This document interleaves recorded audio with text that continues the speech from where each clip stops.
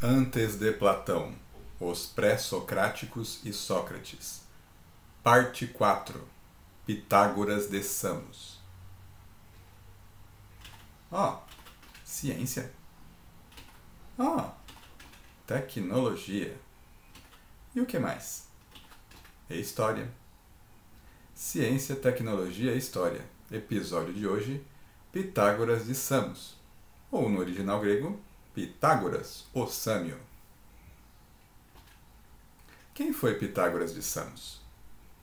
Segundo Diógenes Laércio, filósofo grego do século III d.C., enquanto Tales de Mileto iniciou a filosofia jônica, Pitágoras de Samos iniciou a filosofia itálica. Laércio relata que não há certeza se Pitágoras nasceu na ilha de Samos ou se mudou para lá em algum momento, mas o fato é que ele ficou conhecido como Pitágoras, o Sâmio, como se fosse natural da ilha. Do lado direito, nós temos uma pintura de John Augustus Knapp, que viveu entre 1853 e 1938. É uma pintura de 1928 que mostra Pitágoras segurando uma pirâmide em sua mão esquerda. Nós não sabemos se Pitágoras era parecido com o que John Knapp pintou. Também não sabemos se ele é parecido com a escultura que temos na capa deste vídeo. Porque tanto o John Knapp quanto o escultor não conheceram Pitágoras pessoalmente e não tem nenhum registro, de como ele realmente era. Então, são imagens geradas pela imaginação dos artistas. Segundo Laércio, Pitágoras, jovem e ávido de saber, abandonou a pátria, Samos, e se iniciou em todos os ritos dos mistérios, tanto helênicos, dos gregos, quanto bárbaros. A vida de Pitágoras é situada entre 570 a.C. e 495 a.C., mas não há certeza absoluta sobre essas datas, como acontece com vários personagens da antiguidade. Laércio acredita que Pitágoras escreveu 3 livros: da educação, do Estado e da natureza. Entretanto, Laércio não teve acesso a esses livros e reconhece que alguns autores afirmam que Pitágoras não deixou obra alguma. O fato é que não há cópias desses livros, então nós não temos como comprovar.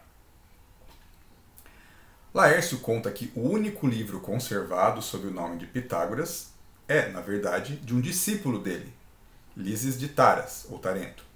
Mas Laércio não diz qual é o nome desse livro. O historiador Heródoto menciona Pitágoras de Samos no livro 4, Melpômene, dizendo que ele era um dos mais célebres filósofos da Grécia, e que teve um escravo chamado Menesarco, ao qual educou e repassou o hábito de pensar mais profundamente que seus compatriotas. Aristóteles, em seu livro Primeiro Alfa, da obra Metafísica, afirma que os discípulos de Pitágoras, os chamados pitagóricos, foram os primeiros a se aplicar nas matemáticas, as desenvolveram e, nutrindo-se nelas, julgaram que seus princípios seriam princípios de todos os seres. Segundo Diógenes Laércio, Pitágoras esteve no Egito e aprendeu a língua e a teologia egípcia. Laércio também afirma que Pitágoras esteve entre os caldeus. É possível que, nessas viagens, Pitágoras tenha descoberto o teorema que leva seu nome. Então, o teorema de Pitágoras não foi descoberto por Pitágoras. Pitágoras aprendeu de pessoas que já o aplicavam. Uma tábua babilônica cuneiforme, de cerca de 1800 anos antes de Cristo, muito antes de Pitágoras, conhecida como Plimpton 322, por causa da coleção a qual pertence, na Universidade de Colômbia, contém uma tabela de 15 colunas de triplas pitagóricas. Então, os povos da Mesopotâmia, eles já aplicavam o teorema que nós chamamos de Pitágoras, muito antes de Pitágoras. Assim, o teorema de Pitágoras já era usado muito antes de Pitágoras ter nascido. Qual seria a contribuição de Pitágoras, então, para a matemática, se o que nós chamamos de teorema de Pitágoras já existia quando ele nasceu? Bem, Pitágoras aperfeiçoou a geometria. Pitágoras dedicou-se principalmente ao aspecto aritmético da geometria. Apolodoros, o teórico do cálculo, afirma que ele sacrificou uma hecatombe por haver descoberto que o quadrado da hipotenusa, num triângulo retângulo, é igual à soma dos quadrados de seus catetos. Esse é um relato de Diógenes Laércio. Então, Diógenes Laércio fala que Pitágoras, né, ele aperfeiçoou o conhecimento geométrico. Então, ele não criou esse conhecimento, ele aperfeiçoou. Né? Ele se dedicou ao aspecto aritmético da geometria. E, na verdade, assim, ele demonstrou, ou os seus discípulos demonstraram, porque essa informação ela é confusa, né? Algumas coisas que são atribuídas a Pitágoras, na verdade, podem ter sido feitas pelos seus discípulos. Bem, Pitágoras também é descrito, né, por Diógenes Laércio como uma pessoa excêntrica, uma pessoa que criou uma doutrina muito peculiar, com uma série de superstições que abordavam até os hábitos alimentares. Segundo Laércio, Pitágoras morreu degolado por crotoniatas, né, cidadãos de Crotona.